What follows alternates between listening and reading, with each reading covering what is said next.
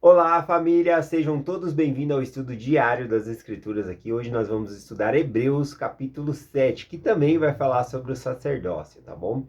E essa semana nós terminaremos o livro de Hebreus aqui, porque a designação é do capítulo 7 até o capítulo 13, tá bom? Qual que é o contexto histórico aqui em Hebreus? É que Jesus Cristo ele é superior a todas as coisas. Já vimos ali que ele era superior a Moisés, superior a Abraão. Aliás, quando compara Jesus Cristo com essas outras pessoas, embora sejam patriarcas muito bons, eles ficam ofuscados, né? Jesus Cristo brilha muito ali.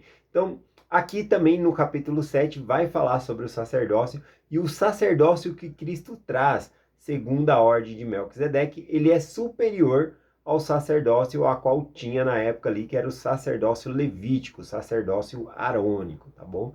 Então é dentro desse contexto aqui que nós vamos estudando. Vocês devem se lembrar que quando Jesus Cristo ele foi ao poço de Jacó, ele encontrou com aquela mulher samaritana, né? E aí ele começou a ensinar ela, e ela disse para Jesus, né? Ah, os judeus dizem que é em Jerusalém que se deve adorar, né? E nossos pais adoraram neste monte. Bom, quando a mulher se refere que se deveria adorar em Jerusalém, era por conta do que era no templo em Jerusalém que fazia os sacrifícios e ofertas ali. Os judeus viajavam, né? Todos iam lá para Jerusalém pelo menos uma vez por ano fazer seus sacrifícios e ofertas, porque lá estava concentrado lá os sacerdotes e faziam sacrifícios e ofertas no templo, tá bom? E aí então ela fala: "Mas nossos pais adoraram nesse monte". E aí Jesus Cristo pega e fala para ela o seguinte, né? Lá em João capítulo 4, versículo 21. E disse-lhe Jesus: Mulher, crê que a hora vem em que nem neste monte, nem em Jerusalém adorareis ao Pai. Né? Ou seja, Cristo vindo, trazendo o sacerdócio de Melquisedeque, já não seria mais necessário fazer os sacrifícios e holocausto que eram feitos em Jerusalém. Então é dentro desse contexto que nós devemos estudar aqui Hebreus capítulo 7. Vamos começar aqui o versículo 1 que diz assim: Porque este Melquisedeque era rei de Salém, sacerdote do Deus Altíssimo, o qual saiu ao encontro de Abraão, quando ele regressava na matança dos reis, e o abençoou. E também Abraão deu o dízimo de tudo. Primeiramente, interpreta-se rei da justiça, e depois também rei de Salém, que é rei da paz. Bom, então nesses dois versículos aqui é mencionado, né, que aparece essa grande figura aqui, Melquisedeque, né, que ele era rei de Salém aqui, né? O rei essa Salém aqui, né, é a própria Jerusalém. Lá em Salmos 76, versículo 2, né, lá é dito que Jerusalém era chamada de Salém. Também a mesma Jerusalém, antes, né, do povo conquistar a terra, ela era a terra dos Jebuseus, né? Então também tinha-se outro nome ali. Bom, mas essa Salém, que é Jerusalém aqui, ela não seria mais adorada ali, né? No sentido, quando viesse o sacerdócio de Melquisedeque, tá bom? Então aqui traz a figura aqui de Melquisedeque, que apareceu a Abraão. Isso na matança dos reis, isso está descrito lá em Gênesis capítulo 14, do versículo 18 ao versículo 20. Ló, né, ele foi levado, né, cativo, e aí Abraão, né, vendo que o seu sobrinho ali, né, seu parente tinha sido levado embora, ele junta, né, os 318 ali homens dele e vai lá e busca, regressa, e com esses 318 ele vence lá os 5 reis, né, e traz de volta ali seu sobrinho Ló, né, e ele conquista todas as coisas daquela guerra. Quando ele está voltando da matança desses reis, depois de ter conquistado tudo, é, esse Melquisedeque ele aparece, tá bom, a Abraão, e aí então Abraão presta-lhe homenagem. A verdade é dita ali que Melquisedeque ele traz pão e vinho, ele administra o sacramento a Abraão, e depois ele abençoa Abraão também, e Abraão também dá dízimo de tudo que ele havia conquistado ali a Melquisedeque, tá bom? Então aqui tem alguns ensinamentos muito importantes. Um deles é que Melquisedeque ele era superior a Abraão. na autoridade no sacerdócio. A gente vai estar vendo aqui, vai fazer alguns contrastes aqui sobre isso, tá bom? Vamos continuando aqui, ó, versículo 3. Diz assim, ó, sem pai, sem mãe, sem genealogia, não tendo princípio de dias nem fim de vida, mas sendo feito semelhante ao Filho de Deus, permanece sacerdote para sempre. Então, essa figura aqui, Melquisedeque, né? De acordo com essa escritura aqui, fica parecendo que ele não tinha genealogia, pais. Na verdade, nas escrituras aqui, nós não vamos ter o parentesco, né, de Melquisedeque.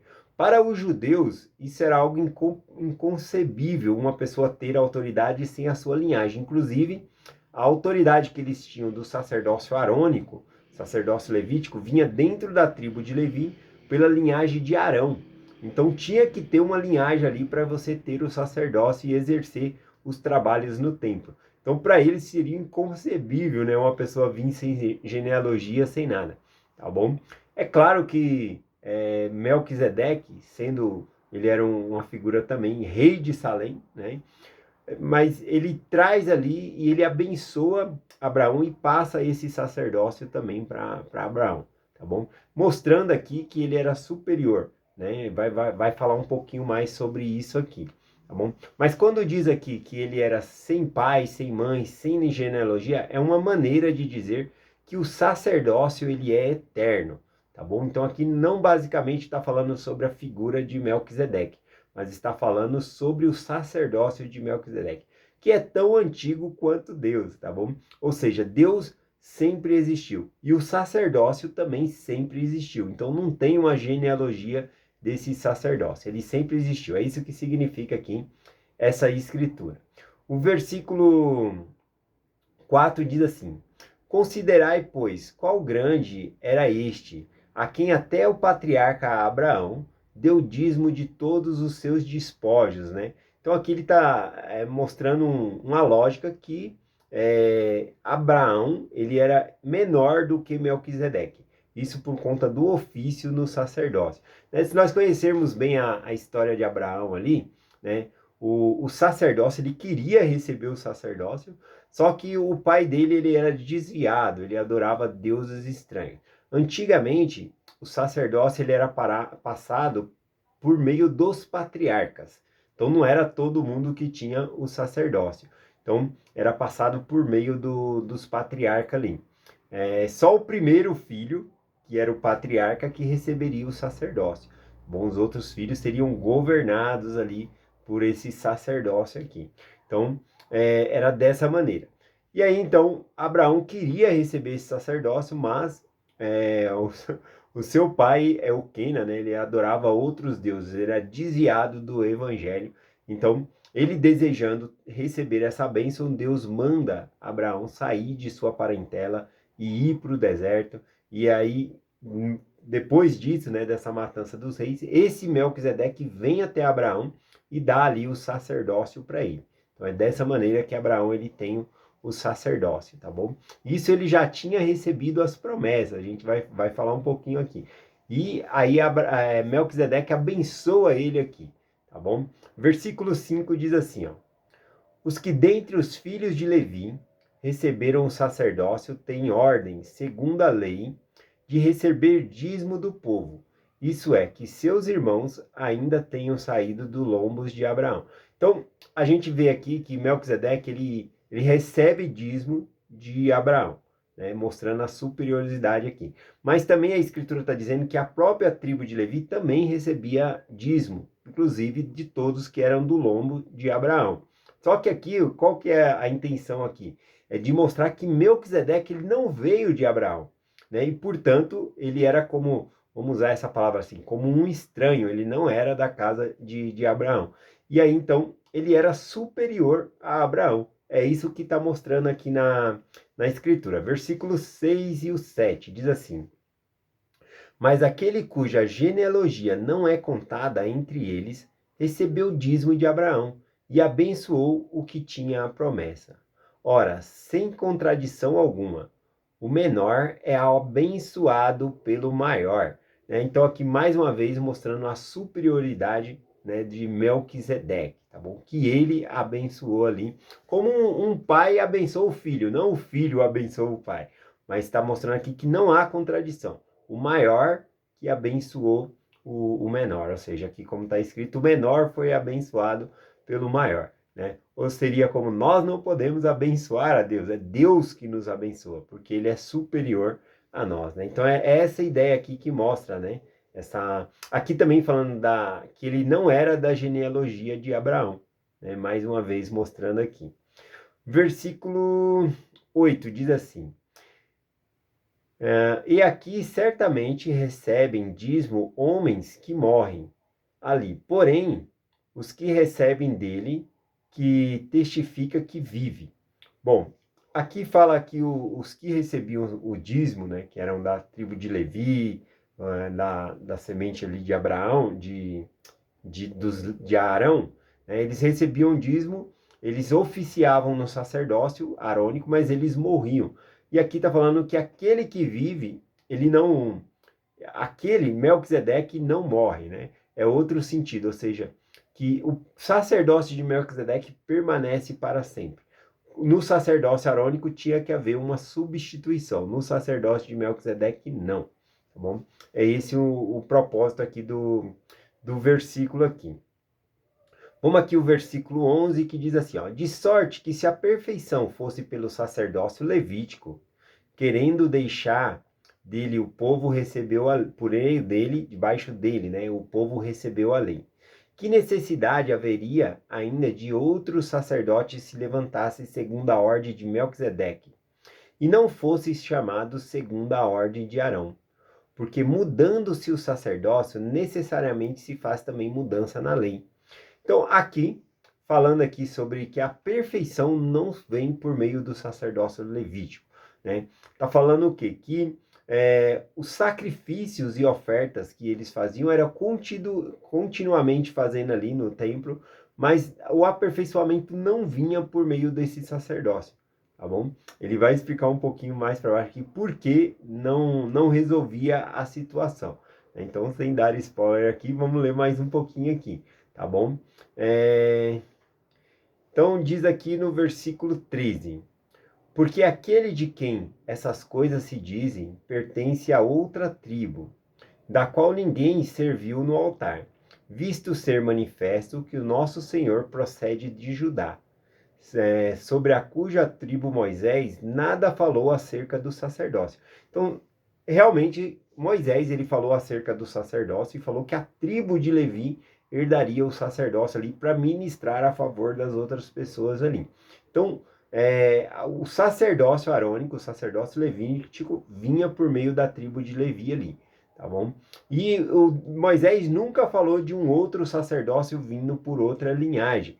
E aí, então, entra aqui falando que o nosso Senhor, Jesus Cristo, que é da tribo de Judá, ele vem com um sacerdócio maior aqui, né? Não é de se estranhar que no Novo Testamento Jesus é um mestre e começa a ensinar ali, porque ele tem o sacerdócio de Melquisedeque, tá bom? Então ele traz essa visão aqui. Versículo 17: porque assim testifica dele: tu és sacerdote eternamente, segundo a ordem de Melquisedeque. Né? Aqui tem muita, quando fala essa parte aqui, o versículo 17, né, segundo a ordem de Melquisedeque, sacerdote eternamente, isso se encontra lá em Salmos 110, versículo 4, tá bom? Então, várias coisas que ele vai falando aqui é sobre esses Salmos 110, versículo 4, a qual fala que o Senhor fez dele sacerdote segundo Melquisedeque eternamente, referindo-se a Jesus Cristo, tá bom? Inclusive o próprio Melquisedeque, né?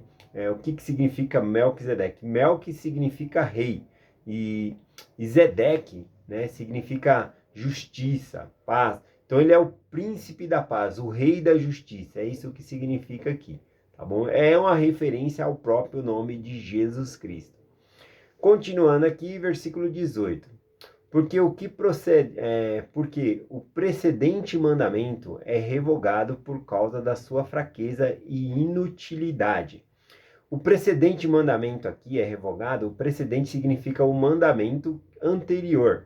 por meio do sacerdócio arônico. Era inútil, aqui ele está falando, era inútil matar animais para a expiação dos pecados. Tudo aquilo apontava para Jesus Cristo, que seria o sacrifício eterno, né? Que não precisaria mais matar animais, porque o sacrifício de Cristo era eterno, tá bom? Ele mesmo vai explicando aqui, né? Esse capítulo é muito fácil de entender, né? Porque ele é autoexplicativo, né? O versículo 19 diz assim: porque pela lei nenhuma coisa se aperfeiçoou, sendo introduzida uma melhor esperança, pela qual cheguemos a Deus. Então aqui ele fala de uma nova aliança que vai fazer com que nós cheguemos na presença de Deus. Versículo 20: porquanto não foi feito nem juramento, porque certamente aqueles que foram feitos sacerdotes sem juramento. Então o versículo 20 fala que o sacerdócio arônico, quando ele era recebido, não era feito um juramento, uma promessa ali para se receber. Mas o sacerdócio de Melquisedeque, sim, que é o que ele diz aqui, ó, no versículo 21. Mas este com juramento, qual este? Esse sacerdócio de Melquisedeque. Porque aquele que lhe disse, jurou o Senhor e não se arrependerá. Tu és sacerdote eternamente segundo a ordem de Melquisedeque. Novamente uma referência lá a Salmos 110, versículo 4, tá bom? Então, sobre o sacerdócio de Melquisedeque, é um juramento e convênio que se faz. Aqui, quando diz, e não se arrependerá, significa não mentirá, né? Então, Deus dá esse sacerdócio ali, ele não mente a esse respeito, tá? A pessoa se torna sacerdote eternamente aqui. Versículo 22, de tanto melhor convênio, Jesus foi feito fiador, né? Eu gostei aqui de tanto melhor convênio significa nova aliança. Existia uma aliança por meio do sacerdócio arônico, houve uma mudança na lei, tá bom? Que é o final dos sacrifícios de animais, não precisaria haver mais, e Cristo se torna o nosso fiador. Eu gostei dessa palavra fiador aqui, o significado dela no grego, tá bom? A palavra fiador aqui, né, é uma palavra grega que só vai aparecer essa palavra fiador nesse versículo. Não tem em nenhuma outra parte no Novo Testamento essa palavra fiador. E ela significa aqui que o próprio Jesus Cristo, né, ele se faz fiador, ele fez a oferta, ele é a própria oferta para que nós possamos voltar à presença de Deus. Ele é a nossa garantia, ele é o nosso fiador. É esse o sentido aqui. Versículo 23. Na verdade, aqueles que foram feitos sacerdotes em grande número, quando pela morte foram impedidos de permanecer. Mas este, porque permanece eternamente, tem sacerdócio perpétuo.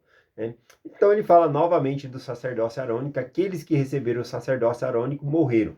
Mas Cristo, não, Cristo ele permanece para sempre, sacerdote para sempre, né? Ou seja, o sacrifício que Jesus Cristo fez, como o sacerdócio, ele é para sempre, esse sacrifício duraria para a eternidade. É esse o significado aqui.